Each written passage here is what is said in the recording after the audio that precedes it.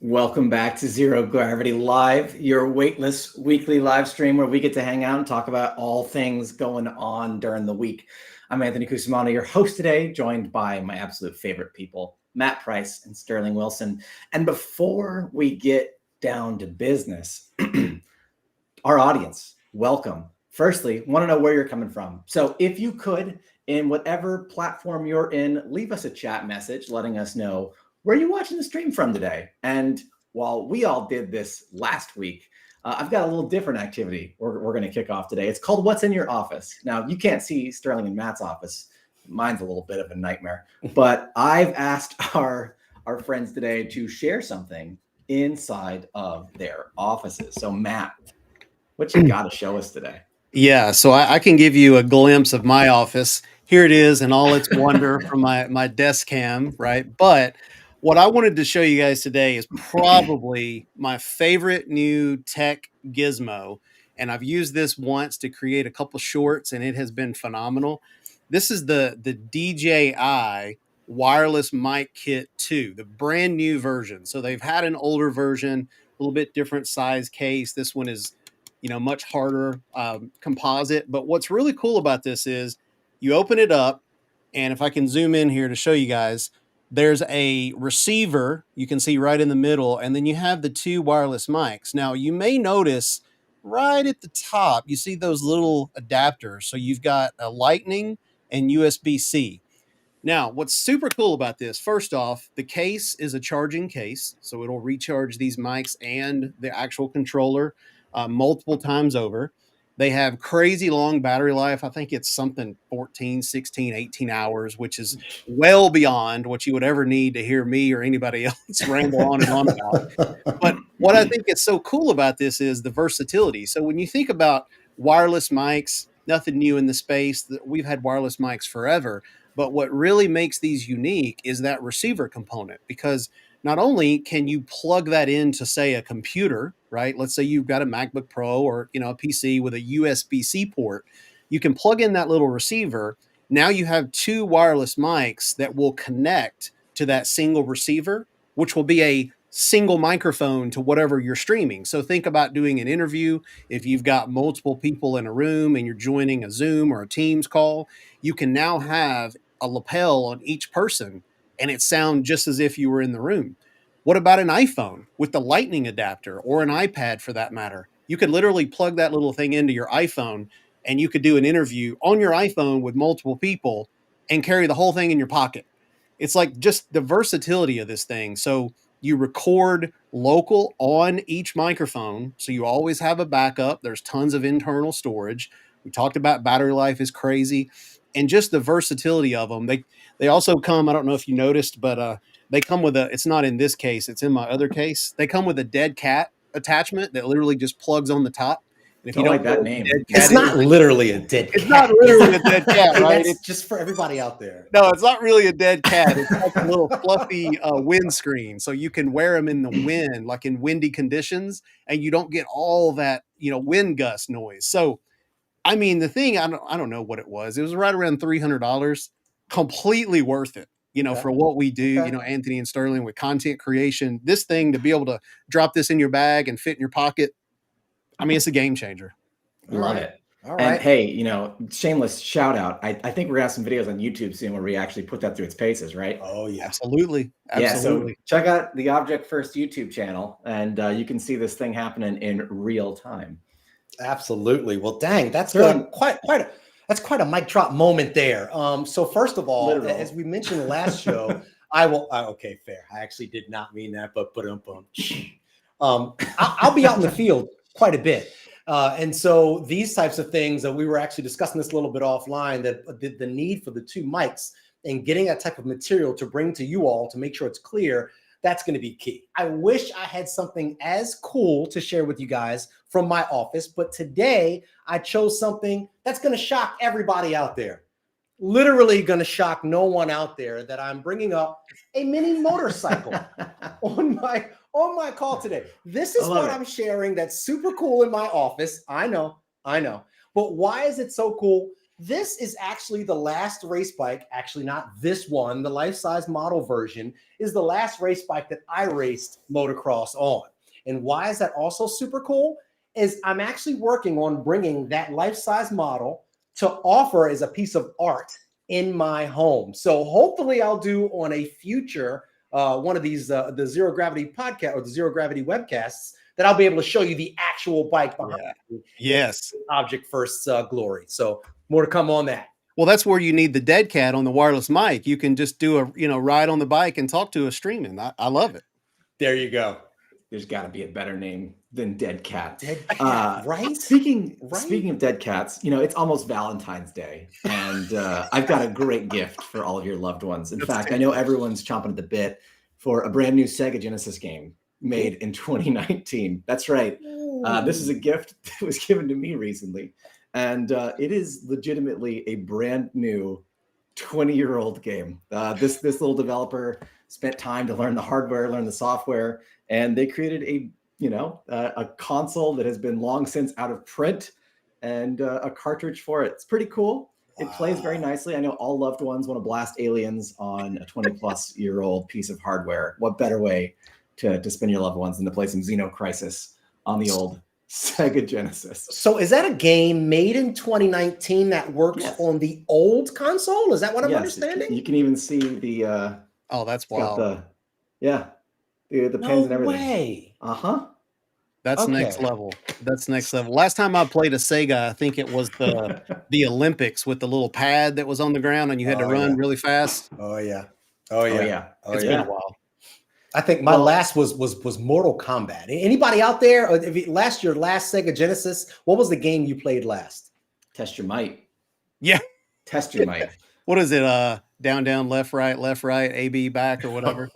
Yeah, I remember that's all that. Just to punch him in the jaw. That's right. Look, I had to close this thread for those of you who've never heard of a dead cat. So this is what it is. This little fluffy material, and it basically keeps the wind directly off the mic, which is right here in the top.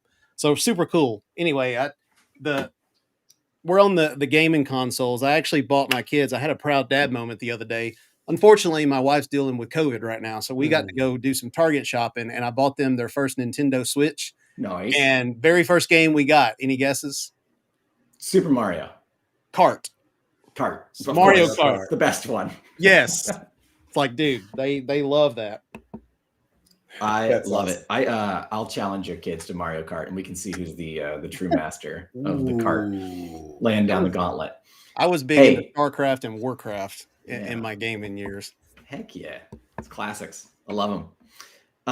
Well, thanks guys for playing along. Hopefully our audience found it interesting as well. What's the coolest thing y'all have in your office? Let us know. Put it in the chat. We want to hear it. If you can one up any of the stuff seen here today, we'll give you internet points, which are redeemable on this show. So it's not all fun and games, unfortunately. Well, I think we got some fun topics today. Yeah. Hey Matt, what's going on in the world of news this week? So I've got one, and we're going to come back and discuss it, but I've got one that is, I don't know, it may be controversial. It's one of these new technologies that's going to be game changing, but why talk about it when I could show you guys a quick intro and then we'll circle back and dig in. So check this. Hello. We're thrilled to introduce Neuralink's PRIME study, the first clinical trial of a groundbreaking experimental device that could help transform the lives of people with paralysis.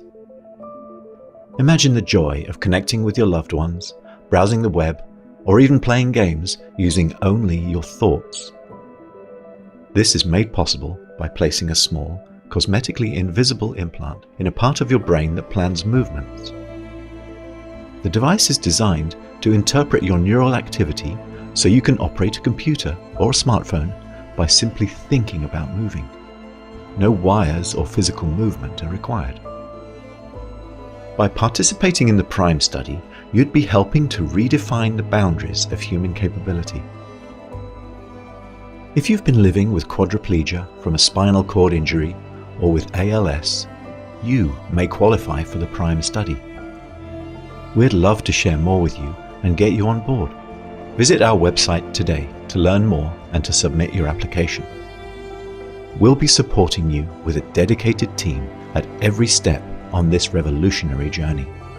Your courage and contribution could significantly shape the future of interaction and independence, not just for you, but for countless others.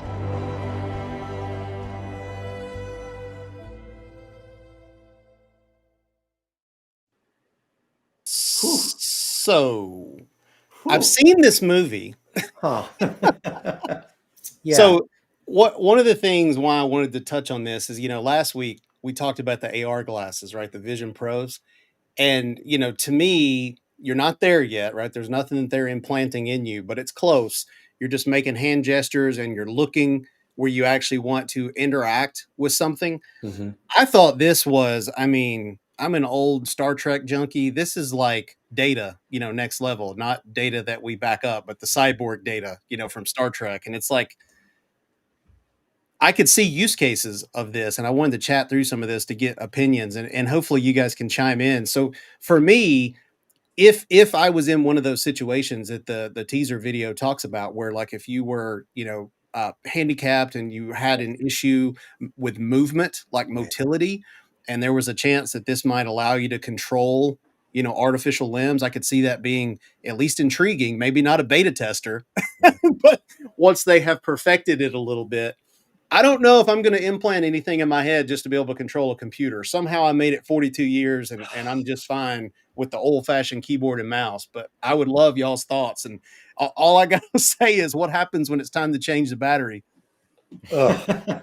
Ugh. I know what a lot of people are thinking here, and they're thinking, hey, there was a point in time where people said you're going to walk around with mini computers and you're going to go to them to access all of the information and it's going to become your truth. And the people said, you know what? I've dealt with maps, physical maps, and I've dealt with, the telephone, and I don't need all those things. And look at us here today. Yep. But y'all, we're talking about implanting things in our bodies. I don't know. Anthony, what do you think? So I'm a little 50-50 on this one. And, I'm pretty paranoid. We'll definitely get to that when we get to my topic. But, this is nice from it's looking to help people with like Alzheimer's and quadriplegia. Like as a medical device, I see the value. Yeah. Anytime something like this happens, there's always going to be a consumer grade equivalent, and it will ultimately bleed into the technology we know and love, just like cell phones. I've used eye tracking before, and the thing about it is you really have to like change your mind when you look at things and try to like type with your eyes or do anything like that. Like it's a rewiring. Eyes are different than the brain, right? Like your brain is just a weird little bowl of electrons and fatty pasta in your head, kind of going off a million thoughts per second. If we're expecting any kind of like rational, controllable usability, it's like, when was the last time you tried to stop yourself from sneezing? Like we're going to put something in our brain our brain's going to control it. Like, yeah, we're in control, but a lot of what we do is that automaton meat puppet life thing. And I just don't know. I don't know how well this is actually going to pan out for us as people when our thoughts are, in control of technology. Yeah. We have those of us that are singing some of the dangers of what AI could bring and the takeover of computers and losing some of that last bastion of control over what happens in our lives and around us. And there are others of us that are just diving into, hey, just take me away. Where's the matrix? How do I open the door? Right? Yeah. It's that constant battle of like evolution versus are we ready for this as people? And I don't think even our governing bodies were ready for the internet, let alone AI. So now it seems like let's put chips in our brain and let's run wild with that idea. We haven't even figured out step 1 and 2. Like let's skip to step 42 over here. Yeah, and that's a good it's point. just, like everything, it could make the society much better, or it could turn into what the internet is right now. Exactly. Yeah, it's an intriguing step. Let's just say that. But I mean, just like anything with version 1, can't imagine letting a robot inject this thing in my brain for V1, and I mean, one of the main reasons though I thought this was so interesting is they actually have, I mean, just like you saw in the video, clinical trials Yeah. are happening. This Yeah. isn't like sci-fi. Yeah. Like I mean, it is, but you know what I mean? They're actually Yeah. putting the rubber to the road on some of this stuff. And it's really interesting to see, or it will be, interesting to see once they perfect it, if they legit could. And again, it's probably going to be like, I don't know, V8, V10, but by the time that really gets perfected. But if somebody lost a limb, they put on a prosthetic, and this would allow them to essentially move it Immediately. if they had a real limb. I agree. I mean, it could be game changing. I But then agree. again, what if somebody hacked it? What Yeah. happens then? Yeah. Yeah. Another bug in the code. Or honestly, guys, I mean, let's be honest. We can't ignore this piece. The commoditization of it all. This is commercial. So number one, here's what I want to know. If I'm in the early beta group, do I get free upgrades when we move to version 2? Because I know I'm going to be missing something in the beta. And here's the big one. Here's the big number 2. Nowadays, we buy cars and you have to subscribe to heated seats. Nowadays, we buy cars and you have to subscribe to certain of these features, the LiDAR, the things that they have. So now what? So now I've got this thing, air conditioning even. So now I've got this thing implanted in me. And then I'm told 3 years down the road that to keep all of the functionality going, I now have to sign up for a service. It's your body as a service. That's all. You just have to pay a subscription to be alive now, Sterling. It's super easy. Unbelievable. You already pay taxes. You already subscribe to 8 different versions of cable. Why not add living to your monthly expenses? How's that sound? Yeah, I think, I mean, we've been trained, all of us.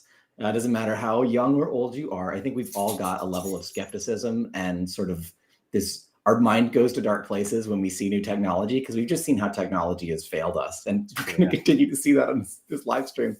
How it just continues to make our lives better and worse simultaneously. So I think the best thing that can happen with Neuralink is we have conversations like this right now before it becomes a mainstream thing. And hopefully we can get ahead of it and lay down some rules like, no, this is not a subscription type service. It's you pay for it one and done.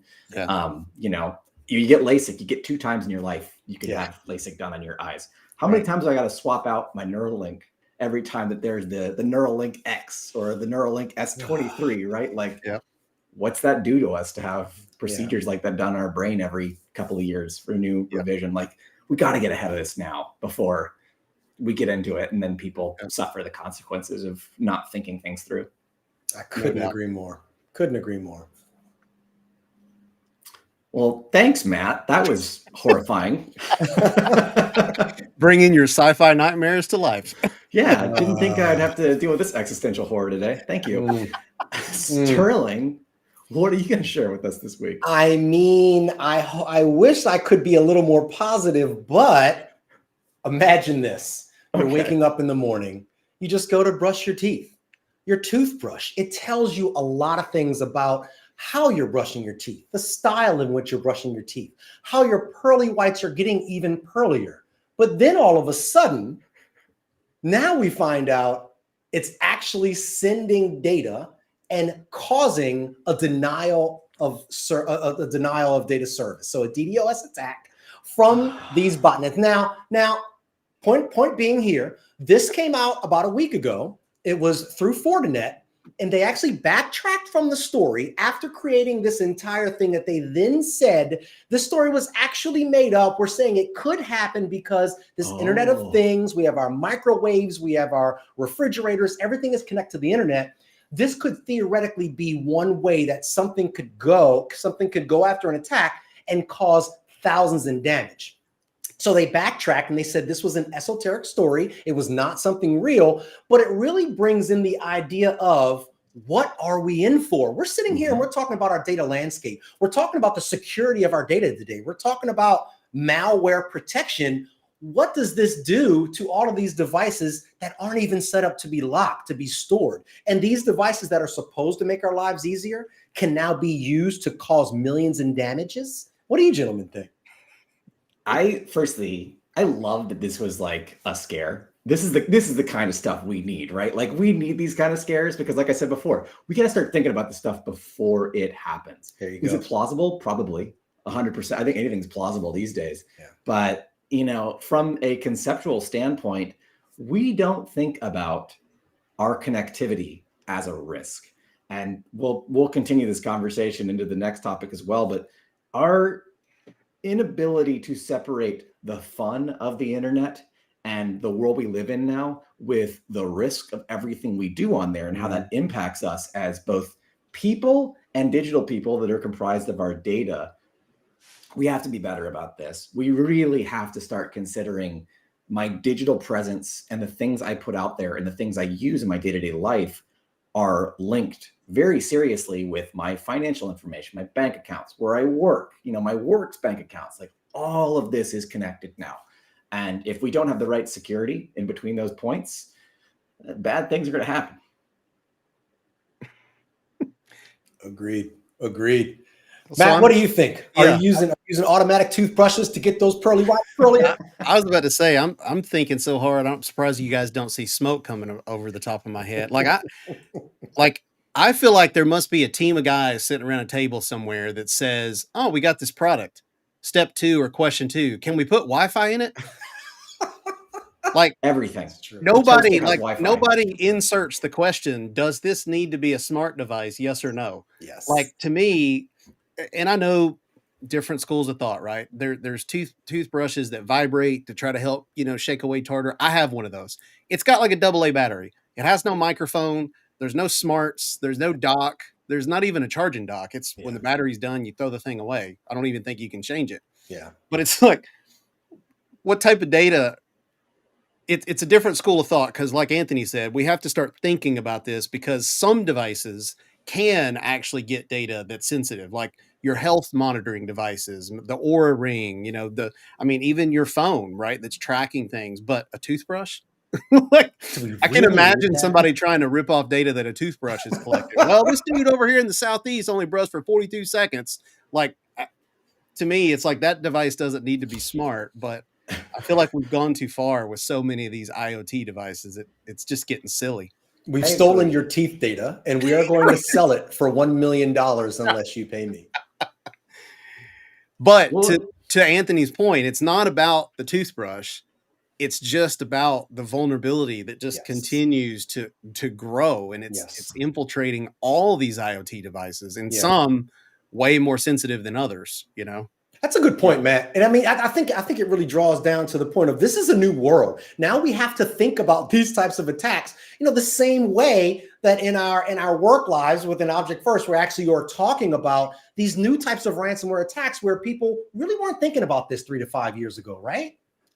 Yep. Shout out to Randy Lee with the banger of a comment, the Wi-Fi enabled garage door remote, in case I really want to open my garage door. I'm in a conference in Vegas. Have we gone too far, y'all? You know what? Maybe that's the question good, for the whole show. Like, has IoT gone too far? Because that was good.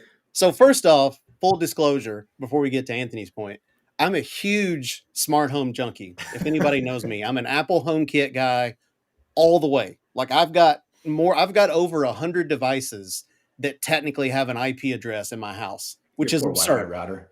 But when you really start thinking about what uses the internet, well, you got smart thermostats. There's too. You've got garage door openers, to Randy's point. You've got, I've got smart blinds on my house that actually open and close based on a schedule. So I've been building this for a while, but the point is some IoT devices are useful. They can help automate things. And for people who enjoy that, it's really cool. Yeah. Then there's others, like I said a minute ago, that somebody just sat around and said, just stick a wireless radio in it. That way it can connect to the internet for God knows why. Right. So I think we're on the borderline of going way too far with some of this stuff. That's a solid point. Yeah. And it's just like every single thing is a point of entry, right? Like we secure our home network and, we secure our work laptops, but who is securing the toothbrushes? There you go. Who is securing the garage door? There you go. We don't assume the risk because garage door X company. Thank you. I love that I can open my garage door from Vegas now. But it's like, are they putting the same kind of security that an enterprise grade backup company or an enterprise grade cloud company puts out. Like, I just don't think so, because there's not a need, right? That's so true. That's epic. That is so Thanks, true. Matt. That's so true. But you know, Anthony, you actually made a really good point here, because in the past, nobody would think about the idea of even having to secure a toothbrush. You know, No. I have to say, 5 years ago, it would sound silly to have to secure the actual backup storage. So where you're saving your backups, you really would never have to think about that in the past. It was just, there it is. I can go to it. I can bring back my data if I need to. So it's kind of weird how the shifting of all of these things really have taken place because of threat actors knowing they can. Yep. It's one more thing we have to worry about. Yep. And that's what scares me at the Yep. end of every day, is just what is the new nightmare going to be? And I think, continuing with that trend, I'd like to show you all something that might upset you. Oh boy. So my piece this week comes from CNN, and you might have heard about this. This is pretty big news. So a finance worker pays $25 million to a video call with chief financial officer. And I'll give you the too long didn't read. It's a quick article. I definitely recommend checking it out. And there's a lot more literature on this out there. But essentially, there was an individual working at an Asian firm. He started to receive messages from his CEO or CRO, CFO, chief financial officer, and a few other important people from the company. And they got on a web call using deepfakes and voice modulation and convinced this individual to wire about $25.6 million to the attackers. Unbelievable. All of that is to say, we're getting really good at impersonation, at lying, at convincing people that we are not who we say we are.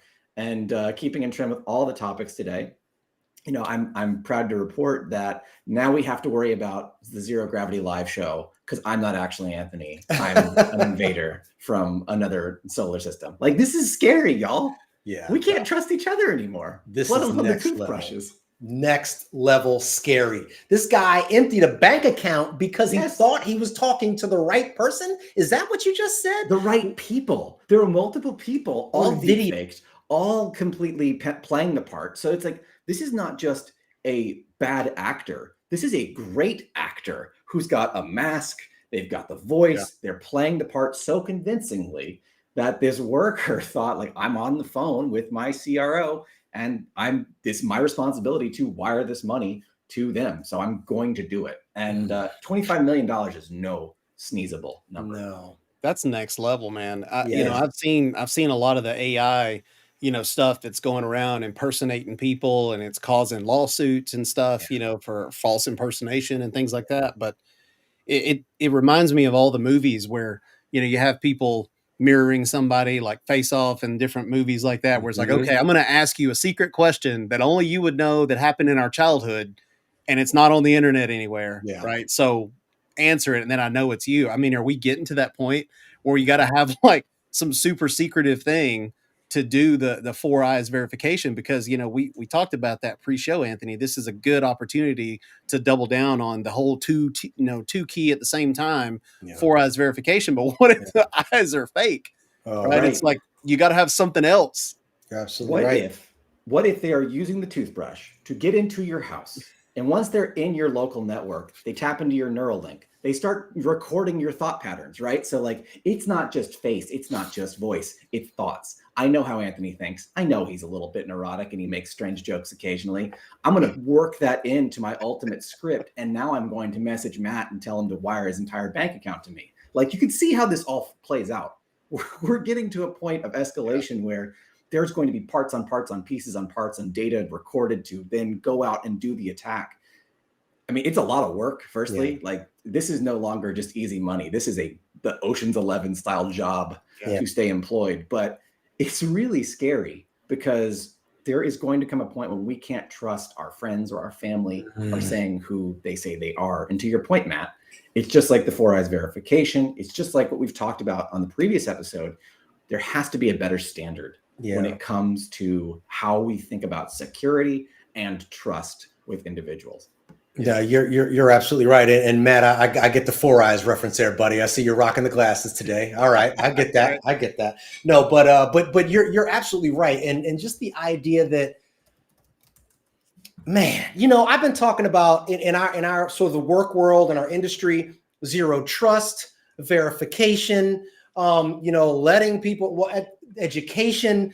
It always comes down to one thing, and it's no matter how much security we have, no matter how much the automation we have set up for us to help and provide these stopgaps, the human element will always be the biggest element. And so this gentleman apparently was so convinced that he evoked the emotion in his human element to press that button because he had the right to actually do that because he was so convinced. Now, I do live in a world, we all do, where I've gotten the text messages from someone that says they are who they are, whether it's my CEO, whether it's a loved one, whether it's, hey, you busy?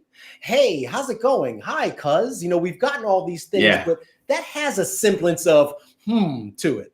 But when somebody is on a call talking like we are right now, and Anthony speaks up and knows me, hey man, how you doing? We have a personal relationship. When you see that and you're looking into their eye, absolutely, I'll make the transfer right away. That human element is almost impossible to get around there. Right. Once you know the behaviors, the characteristics, once you're recording like the tics and the mannerisms of the person and how they act, that's it. It's game over. We're at a different level of skepticism needed. I do want to actually shout out, I wrote a blog for Safer Internet Day. It's not going to help with this, but let's see. I do have a QR code. So if you're interested in reading a quick little read on my concept of zero trust for normies, it's actually something you might want to share with someone who might not be as technically savvy as yourselves, but maybe your parents or grandparents, someone who's not exactly keyed into why they need some better security. Put that together just as a reminder that we can all be better, safer citizens on the internet. And for those of us who might be a little more technical, I want to show one more thing, which is zero trust and secure backup storage through zero trust data resilience. So scan this QR code if you'd like to take a read of the latest research paper put together by Veeam and Numberline, all on how to make your backups and backup storage zero trust data resilience through the concepts of segmentation, zero access, immutability, resiliency zones. It's all in there. It's very educational. It's a great read. I highly recommend it. Yep. And all of this is to say that we can just be better, both as individuals and as companies when it comes to thinking about practicing and implementing security. So, before we close out our show today, I want to do it around the horn. What do we need to do better to be more secure? And I'll start. I think we just need to treat everything as a potential risk. And I know that's a big statement to say, but as evidenced by every topic on the show today, there are lots of different ways that attackers are thinking about how they can get in, get your data, impersonate yourself, or mess with your life in some way, shape, or form. So just adding that little level of skepticism. We did training, this is a sad thing to say. We did training in school of like, hey, if there's an attacker who comes into your school, know where your exits are. I would say we need to have the same kind of mentality for technology. If I'm buying a new phone, what do I need to know about the security of this device, and how can I live in a world where I don't have to worry about someone getting access to my data? That's my thought. Matt, what's yours? Yeah, for me, I think I would just summarize it as slow down. Take some time, use your common sense that we all should have. Some of us might not have so much, but use the common sense that you have to be like, okay, somebody's asking you for the time, who cares? If somebody's asking you for $25 million, I know that's a unusual situation where you've got multiple people that faked you out, but maybe there needs to be a mechanism in place. Like, hey, call them back on their cell phone, like MFA it, multi-factor it, and call them back and be like, bro, I know we were just on a call, but you really want me to wire that 25 million, or something like that, especially if it's a big action item. And I think that's where you can immediately start questioning the validity and legitimacy of things. If it's something that's not financially, associated, if it's not got dollars and cents behind it, it's probably okay, right? If somebody's just like, hey man, can you go get me a coffee? Okay, that's $4. But if somebody's really, after you for big ticket items, that's where skepticism really pays off. Back to your point, Anthony, like always be skeptical about stuff, and the whole zero trust model says don't trust anyone, right? And certainly in the business world, I think we've proven today with the whole AI stuff, it's getting harder and harder to know that who you're talking to is actually who they say they are, So I think just slow down, take your time, use your best judgment. I love it, Matt. Sterling. Yeah, what's well your security said. thought? Yeah, my big thought here today is everyone who's listening right now, brush your teeth. Make sure that your pearly whites get pearlier. We don't want to say to the bad guys.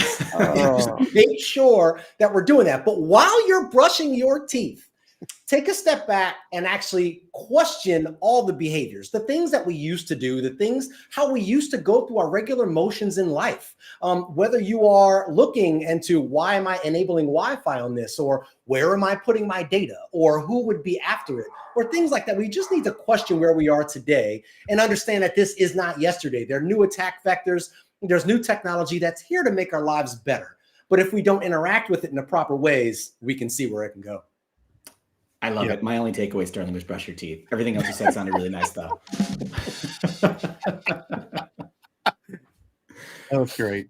Thanks, Matt and Sterling, for joining us again today. And thank you to our audience for participating and bringing the heat with the comments and the insights. We appreciate you, and we hope you found this enjoyable. Zero Gravity Live will be here every Tuesday at 11 a.m. Eastern Standard Time. So be sure to tune in, and please share with your friends. If you find this to be enjoyable, let them know and bring them to the show, because the more conversations we have with y'all, the more successful we can all be together. This is all about learning and sharing and bettering ourselves. So Thank you again for joining. Thanks again to Matt and Sterling. Stay weightless out there. Stay frictionless. Stay zero gravity.